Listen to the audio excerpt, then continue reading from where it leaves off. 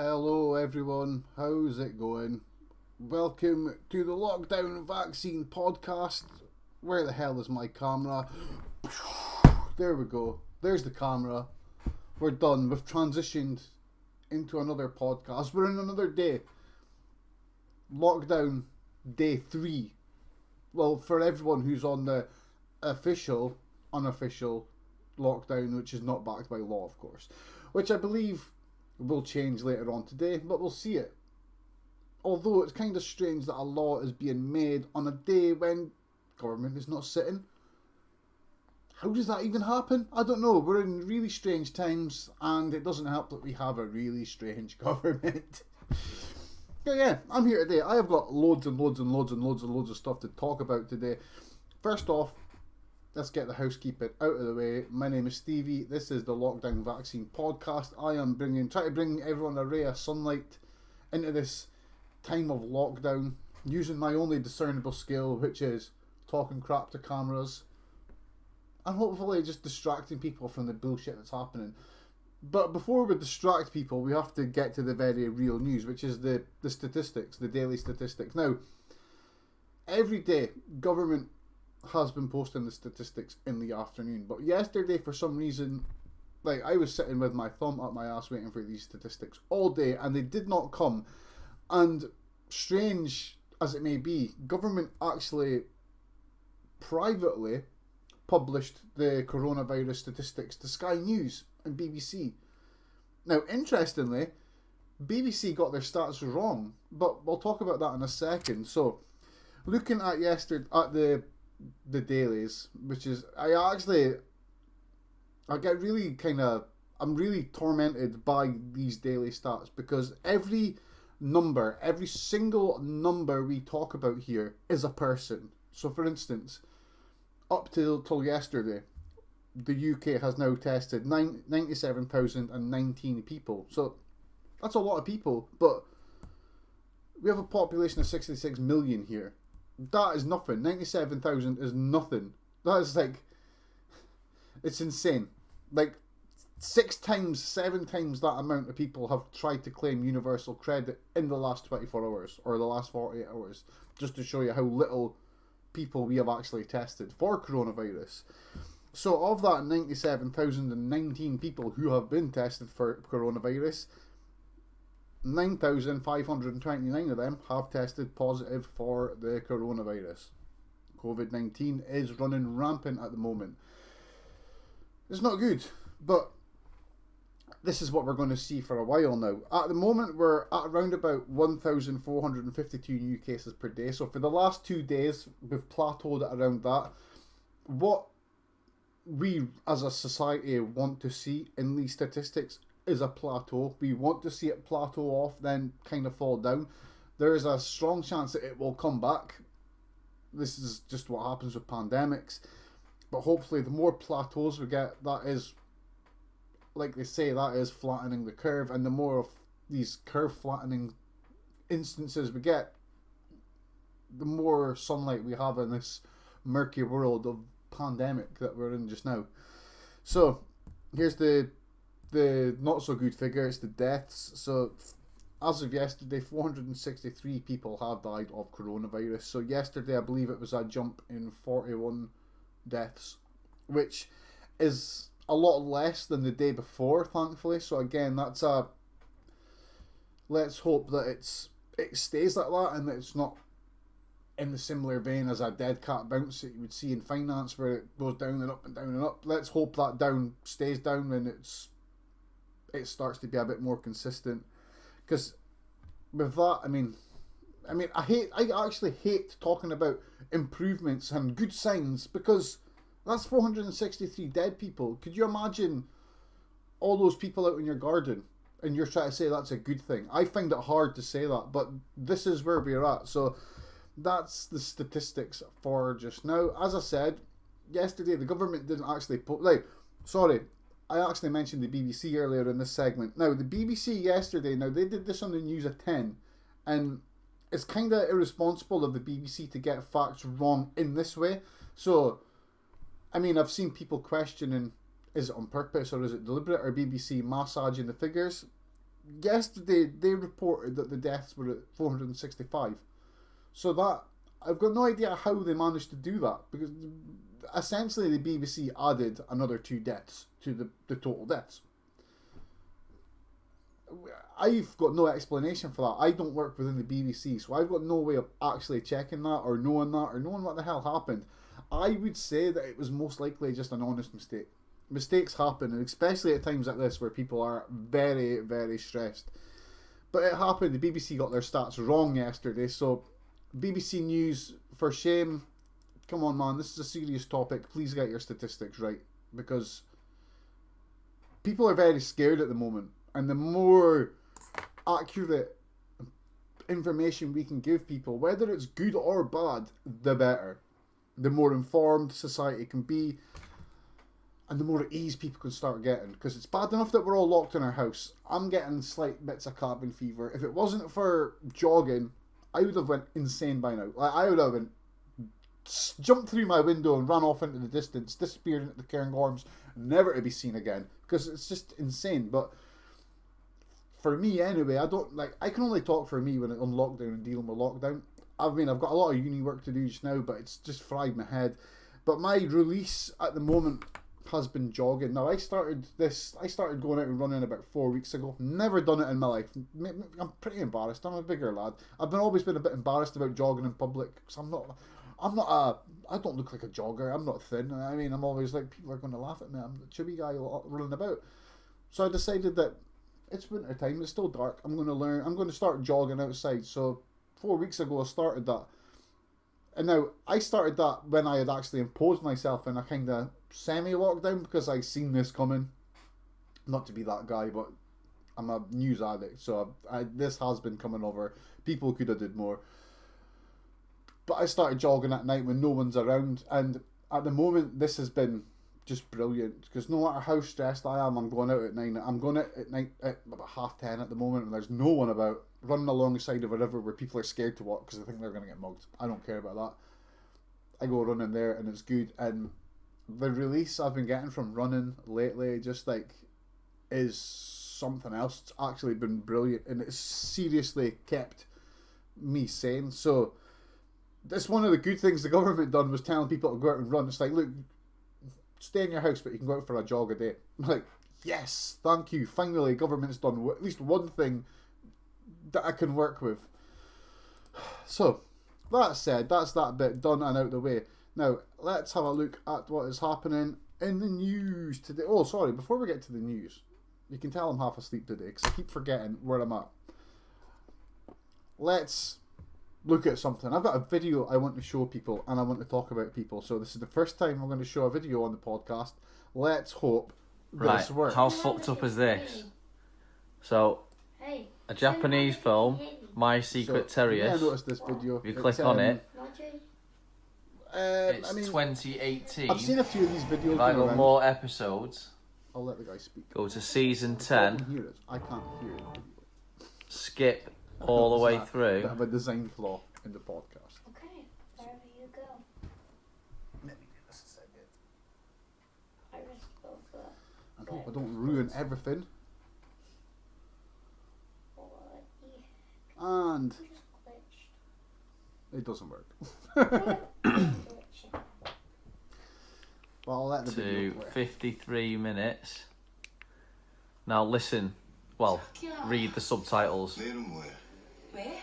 아무데도 It's a 나가지 bit long, 말고 this one. I do apologise. 그냥 집에 있어. 알겠지? Mine. 자세한 건 좀 더 조사를 해봐야겠지만 변종된 코로나 바이러스입니다. 코로나면 혹시 메르스? 메르스, 사스, 감기 모두 No, there we go. 동일한 바이러스의 So, 유전 정보를 지니는데 Obviously, it's in very little on my screen there, but I understand. that's the point there. 대표적인 바이러스. Oh, wrong one. Where's my button? There we go. Get rid of that. So, as you may have seen there, that is a TV program from the past. I don't know how old it is, but it's from way before the days of coronavirus. But they talk about coronavirus. What the hell's up with that? Now, this is a bit of a silly conspiracy theory that I have seen bubbling over for the last 3 weeks. for like the first place I saw this was on TikTok. Now I seen this in a different format. It didn't look at some Asian television program. This looked at one of those bottles of Dettol spray, like multi-service antibacterial kill everything sort of spray. And on the back of that it said it kills coronaviruses. Now people, mainly American people, took this and run with it. They were like, hold up man, why does this say that it's got the how can this fight the coronavirus when the coronavirus has only just started? Coronavirus is new, how can it fight a new thing? And they all got all Alex Jones gay frog on it. Hey, the coronavirus, they knew the coronavirus was coming. If they didn't know the coronavirus was coming, why is there a bottle of Dettol? Now, the fact is, coronaviruses are not a new thing. And that's the reason I showed this, because I just wanted to deal with this conspiracy theory, because quite frankly, it's a bit silly. Coronaviruses have existed for a long time. The most famous coronavirus before COVID-19 was, of course, SARS, which was an epidemic which nearly became a pandemic like we're seeing just now. MERS is also the same, which is the Middle East respiratory illness. MERS? Respiratory is a word I don't like. But anyway, SARS, MERS, which affected people in the same sort of way as COVID-19. It was a respiratory illness which jumped from an animal. Now, this is why they know what a coronavirus is, and this is why bottles of Dettol and why Japanese or like Asian television and Asian media talk about coronavirus in the past, because they know it. This was life for them, and the people that made antibacterial sprays and all that, they knew that SARS was a coronavirus, not that coronavirus was SARS. So if you want to fight that sort of stuff, you need to kill the coronaviruses. And this is why we see it all over the place. This is why we're seeing it in that older media from years ago. This is why we see the word coronavirus on the bottle of surface spray. It's because it's not a new thing. Coronaviruses aren't new. They'll always be around. As long as illnesses are on animals, we will get illnesses which jump to people and create this sort of havoc. That is just nature. I mean, there's one funny story I seen from the other day. Let's see if I still got this note here. I can't remember the name, but a few days ago there was a story. Oh, here we go. So a few days ago, Twitter was being swarmed with people talking about hantavirus. Hantavirus? I don't know if I've said that right. If you want to correct anything I say, do it on Twitter or in the chat. Although I don't know if I've broke my chat or what. I'll make sure it's fixed for tomorrow. Regardless, hantavirus. That was the thing that was going around the other day. That's the latest one that people are. Oh, it's making the jump. It's making the jump. We're going to die. This is more deadly than COVID-19. People need to chill the hell out, right? There's so much misinformation and fear going around that it's like people are deliberately wanting people to be scared. So this hantavirus, right? I'm not going to waste a million hours talking about it. I'm just going to be very blunt. You can only catch that by being in contact with rat shit and rat piss. That disease does not jump from human to human. It can only jump from the waste of a rat to a human. That's it. And then there's a chance that person might die. Hopefully they don't die. But that's it. And this hantavirus is not going to be a big epidemic. It's not going to be nothing like that. It's just silly. I've kind of lost my train of thought with that. So let's move on to some of the news. Yes, we have news. So, overnight, or yesterday. Now this one's kind of funny actually. James Dyson. He's running to the rescue. Government has... Now, I find this kind of shady because obviously it's just another sign of the Tory government helping their friends. So let's get to this. Yesterday, the government sent an order for 7,000 new ventilators to be manufactured to James Dyson of Dyson, well, to Dyson Hoovers, not to James Dyson, he's the boss that owns it. They sent it to Dyson Hoovers. Now, Dyson Hoovers is obviously, it's quite known for being a British company. they were proud of being British. Or, I mean, we thought Dyson was proud of being British. He was one of the key businessmen which was leading the charge in the EU referendum. He wanted Brexit to happen, and of course, in the last year, when Brexit started to take an actual toll on his business, he upped sticks and moved. He's moved his company out of the UK now.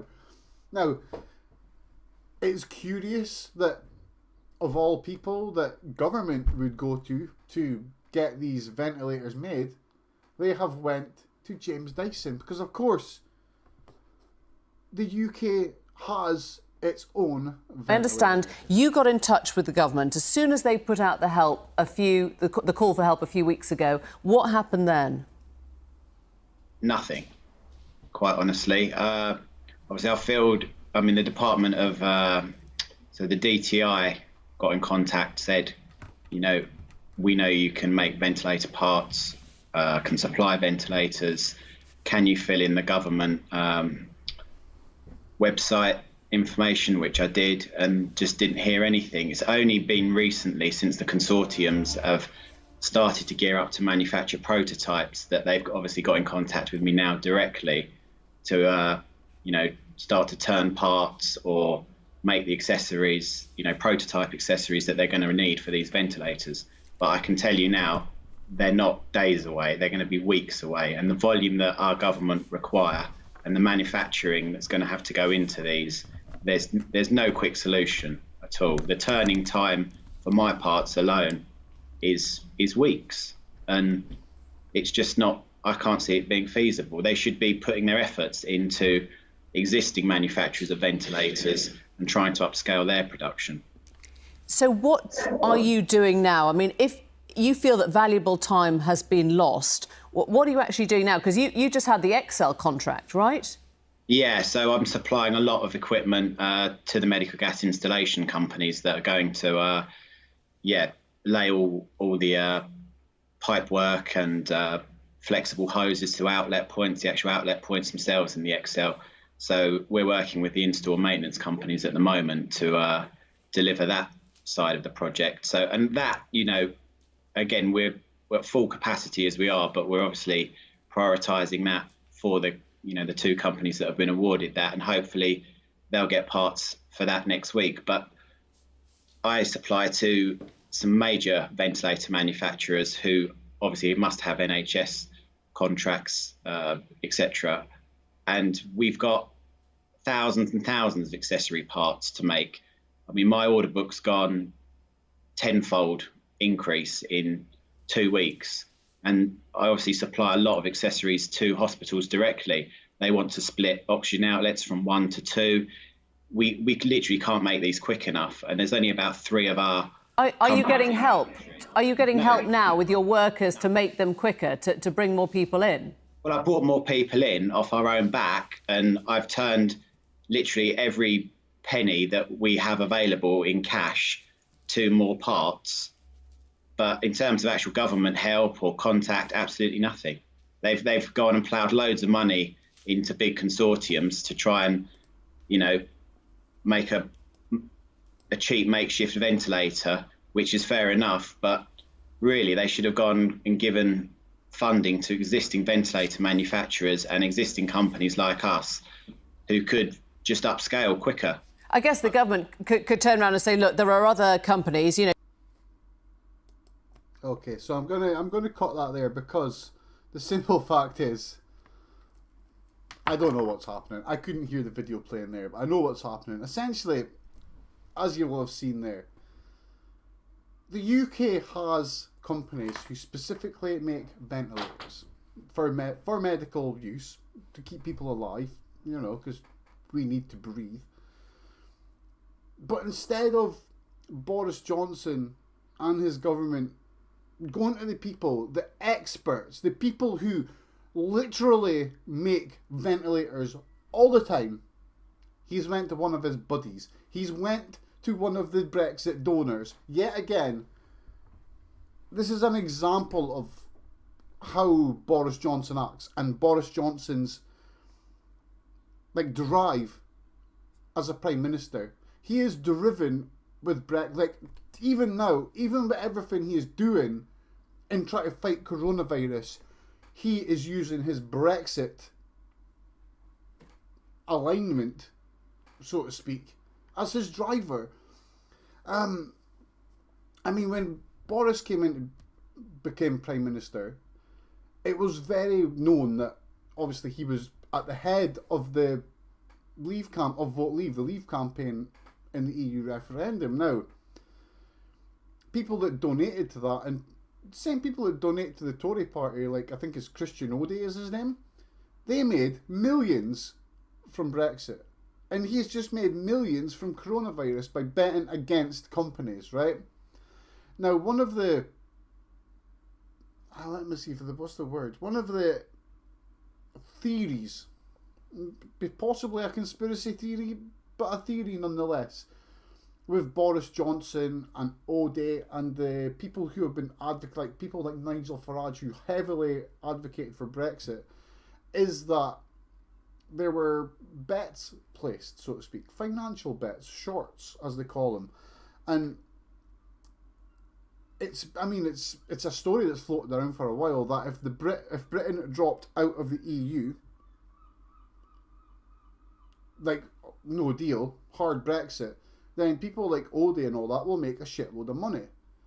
And Boris Johnson's whole premiership seems to have been directed and channeled at keeping this sort of symbiotic relationship with people that can make a lot of money from disaster going.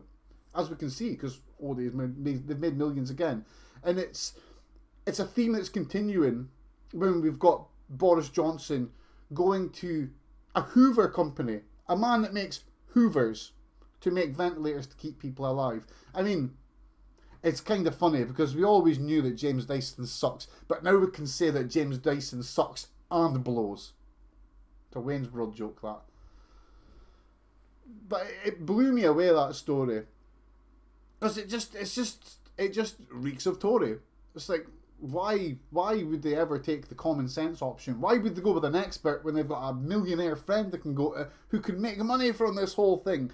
I mean, that gets into the Tory greed thing again. Yesterday, Michael Owen's a Tory MP. It turned out that he is making hundreds of thousands at the moment by selling private coronavirus tests in the UK at a time when no one else can get coronavirus tests. What the hell is with that? I mean, look at Prince Charles. I mean, we talked about this yesterday. Prince Charles has been diagnosed with coronavirus. Now, everyone in this area, Aberdeenshire, where he's run off to hide, thanks Charles, put us all at risk. We're all wondering, it's like, sorry, where the hell did he get that test? No one else is getting this test.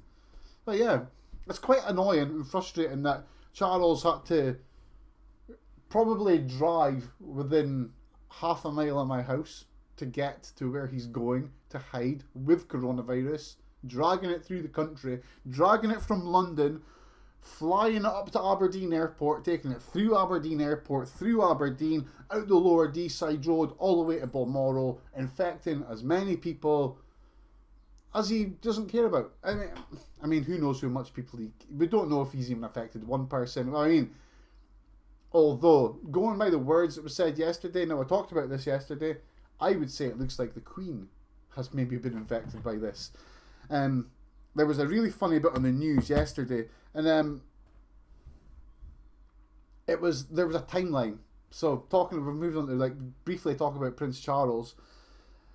Obviously, Prince Charles has got the coronavirus, and they did this comical timeline where, for some reason, Prince Charles has the power to stop coronavirus being infected until after he had seen the Queen. So much like Prince Andrew, his brother, who had the ability to not sweat, Prince Charles had the ability to hold off a virus being infectious until after he's seen the Queen. Sorry, but that's the biggest load of bullshit I have heard in my life. Ever.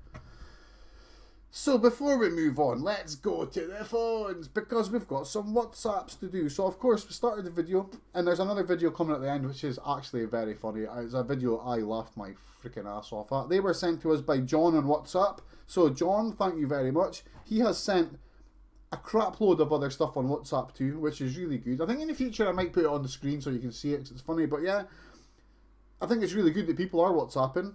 So we've got this other message. This is from Jane. So Jane said, "Hello Stevie, thanks for the lovely show. Not a problem at all, Jane. That's what I'm here for. Can we trust the daily statistics from government? Thanks." My view on that, so first of all, Jane, thanks very much for that message. It's awesome. This is the sort of stuff that makes a show a show. Can we trust the daily statistics? We can trust the deaths. You cannot rig the death statistic. If someone dies of coronavirus, we will know, because once they'll die, they'll get tested, and that is on record. You can't fudge that, because there is a record of births and deaths, and that has to be on the record. Now, what does worry me and what does concern me is the test amount, because if we've only tested just under 100,000 people, we can't honestly say how many people have coronavirus, because the testing we're doing is nothing. You look at every other country out there, every other country, even America now, they'll stop people, they'll take their temperatures. We don't even have that. We're still not doing that in airports. Airports are still a fucking free-for-all just now. You can go in there with coronavirus, move it about, doesn't matter. They're not checking you. When in reality, they should be checking people's temperatures everywhere. Going in Asda, temperature check, mask on. If you're too hot, mask. Why we can't do it, I don't know. But Jane, thank you very much for that message.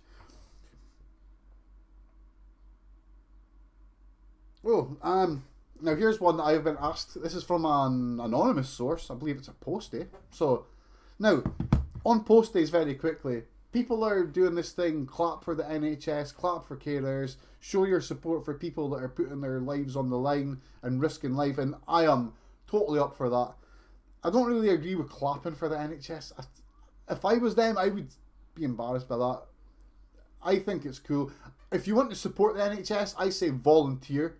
Physically volunteer and show your support and show that you're willing to help them. I think that's the best thing that any of us can do for the NHS at the moment. I think standing at your window and clapping, it's a lovely gesture. You can do it if you want, but at the end of the day, it's virtue signalling, and claps do not cure coronavirus. If you want to help the fight against coronavirus, volunteer. But yeah, a group that is being ignored by everyone is the posties. The posties are still out there every day. And now, this is not the first postie I have spoke to on this topic, but I can't say much because I've been told they don't really want to report it because no one wants to rock boats at the moment. But posties aren't getting checked. It's like they're coming to, like, I've heard stories from different post offices around the UK of posties coming to work, working their shift, then telling their boss that I'm actually feeling the symptoms, and then not being in the next day. But that means for that whole day that postie was in. So now posties are getting a lot of good advice from the union, CWU. They're being told they're not allowed to go in vans. So half your posties at the moment are having to walk their entire rounds without a van, which is savage because posties do a lot of work walking and carrying as it is. But now only one person per van. That means that some people are not even allowed to use a van. And just with that, we're being told, this postie here tells us, like, don't come near the postie. And rightfully so, posties are getting nervous. I believe at the moment, the guidance that the posties are getting for dealing with people is that if they've got a parcel for anyone, they're putting it on the doorstep, knocking doors, step back, right? So, if you're getting anything if you're expecting a parcel, you hear a knock at the door, don't rush out and try and grab it from the postie. Please don't do that, because it just screws everything up. They're being told not to do that, and we should be using our common sense and not doing that. If the postie is there, it's a knock at the door, they've got a parcel, just let them put it down. Take a step back, let them do it, and just don't come near them. Don't go near the posties. Not that they're ill, but the posties have got to work the same as everyone else. The post people are they're literally on the front line at this, with just as little protection as the NHS. I mean, the NHS have probably got a little bit worse, as they are literally surrounded by ill people 24/7. But please, let's not forget about the posties, because at the moment, they are keeping this country communicating. And that's all for the messages at the moment. And as I said, if you want to contribute, if you want to send me a message to read out in the podcast, if you've got a question for me, I'll try and answer it. If you've got an opinion, I will read it. If you've got a joke, as you've already seen, and as you'll see at the end, I will play it. Contact me on WhatsApp. The number is 07752 973 742. I'm reading it off a bit of paper. As you can see down there, it is on the screen. The number is open. Go nuts. People have started, and it is awesome. And if you want to send a message out to everyone, if you want to do anything like that, send me a message. Go for it. It's an open line. Go for it. And hopefully by next week, we'll have that ability to do phone-ins. And then people can phone in the show. And it'll be an even more interactive experience. And every morning we can get together, we can chat shit, and I'll get angry and act like an over-animated idiot for everyone's leisure and pleasure, because life's got a lot of bad shit going on at the moment, and we need to smile. So I'm saying we need to smile, then I'm moving on to a really shitty topic. So later on today, in the Houses of Commons, which are not sitting, so instantly this is turning into a real slab of political bullshit. Rishi Sunak. Sorry, every time I see his name, I see the word Rikishi. Like, it's a dyslexic thing. Dyslexic people will know what I'm talking about. You'll see a word and it'll look like another word. When I see the name Rishi, I say Rikishi. You know, like the wrestler dressed up like a sumo wrestler. My head's a strange place. But regardless, today Rishi Sunak is going to unveil his new help for the self-employed. Now, this help is just bullshit. It's absolutely bullshit. Now, it pains me to promote this website, but the website that I got the best information on and the scoop on what Rishi is going to unveil later today came from The Sun. It came from Tom Newton-Dunn, the political editor at The Sun, who's actually alright. He's a good reporter. He's not like most of the other Sun reporters, like Wooten, who are out to try and harass people until they give them a story. Not like that at all. So in the story, it talks about how Rishi Sunak is going to help. He says he's going to help the self-employed, but as with everything that comes from the Tory party, they give with one hand and they fucking just smash it with a hammer with the other, because it is the Tory way. The Tory way is not to help people at the bottom, it's to help people at the top, and that's how they protect their crazy rich person posh system that dominates the UK. So let's look at the help which people have reported yesterday that Rishi is going to get. Or Rishi's going to give. So to start with, self-employed financial help. You will be capped at £30,000. So if you are self-employed and you earned over £30,353 last year on your tax return, you will get no help. You are cut off. You are seen as earning too much money. The government think you should have savings because apparently everyone's got savings somehow, and you will get no help. But now here's the but, and here's the bit that is the real absolute shitty bit of icing on the shit Tory cake. If you're on a wage, you can literally earn like up to £50,000 a year and still get help. As they've already said, right, they will pay a wage up to 250, like they will pay 80% of someone's wage up to £250,000 a month, right? But that is only for people who are on a salary. Are you lucky enough to have a salary at your work? Then that's cool, you're sorted. But let's look at that. 80%, like 2,000, like the 80%, that means that someone can earn on a wage up to £50,000 and still get help. To clarify, that is like the same sort of wage as like a chief executive. Like chief executives of businesses will earn about £50,000 a year. That £50,000 is not some little amount. I would imagine that someone who's working a job that's earning £50,000 a year, salaried, will have savings, as opposed to someone that's earning just £30,000 a year. And this is like just the epitome of Tory fucking greed, you know? It's like, how can it be fair that if you're someone that's worked fucking hard for years, building your own business, working yourself, get to a point where you're living comfortably, and then boom, the Tories do this to you. But at the same time as they're going to say, right, oh sorry, you earn 35 grand a year from your business, you can't get help. But at the same time, you've got some posh bastard that works in a high management position in a local government or in politics or in some big conglomerate who will be getting £250,000 a month that you won't be getting. How is this remote? How in what planet is this fair? Like, this is absolute bullshit. Whoever thought that it's fair to just cut off the self-employed wages like that whilst still paying wages to chief executives, managers of companies is mental. And further to this, and this is the bit that really gets me, because this is the bit that affects me directly, is that the lack of help for people who are a gig economy worker, 0 hours or casual, right?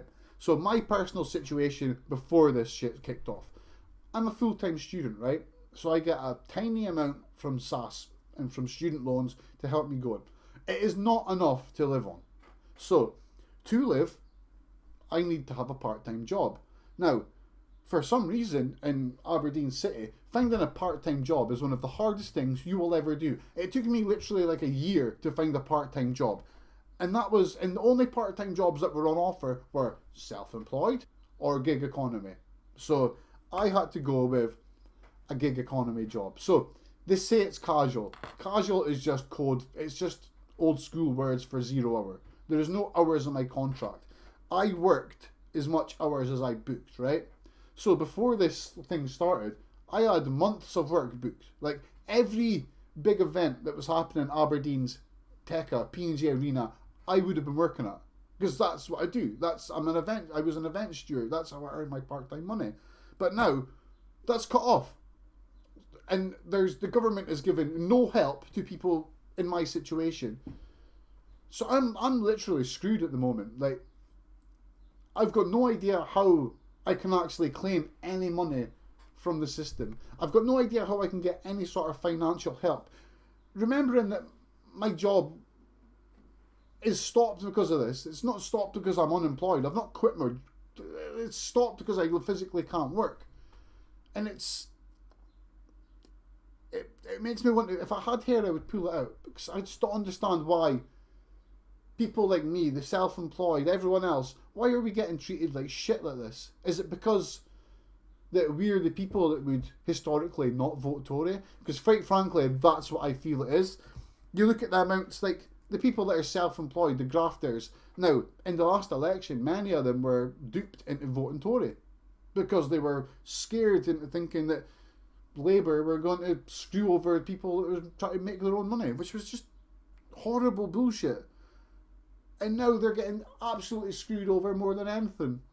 And it just feels like the Tories are, like with this whole thing, like how they will still pay money to people that are earning up to 50k, but they'll stop everyone else at 30k. And there's just the total obliteration and fucking off of people like me is that they know that the people that are fucking off won't vote Tory.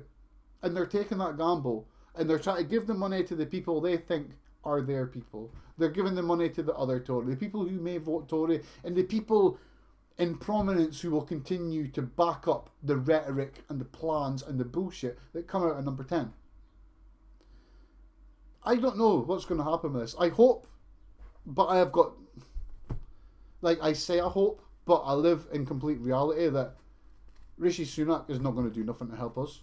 The government's not going to help us, and all I can do now is this. Like, literally all I can do now is just try and make content, make media, and hope that one of these videos catches on and something comes of it, and that somehow I can earn some money from this. Because at the moment, like, before this even happened, I was looking for another job, like to such a point where if I found a good full-time job, I'd probably just ditch uni and just take the degree.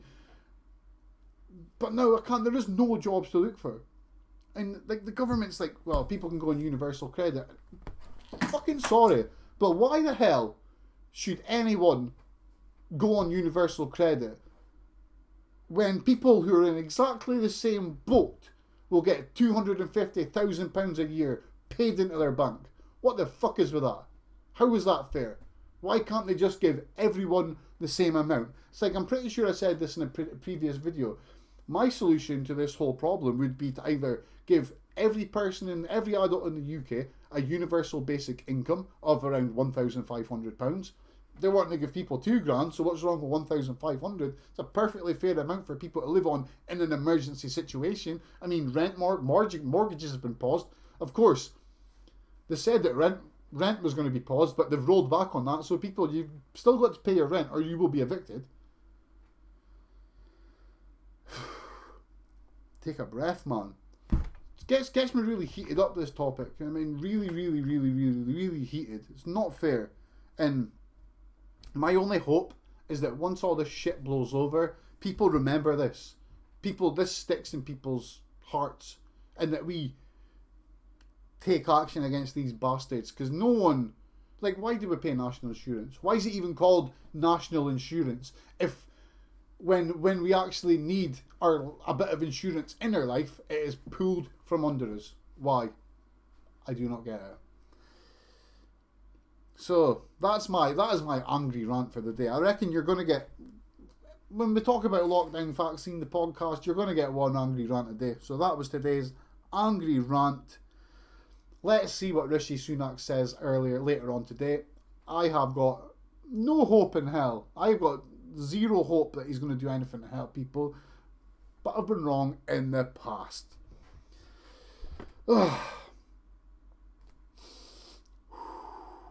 So I mean, that says we're running up to the end of the show now. So that was an epic rant.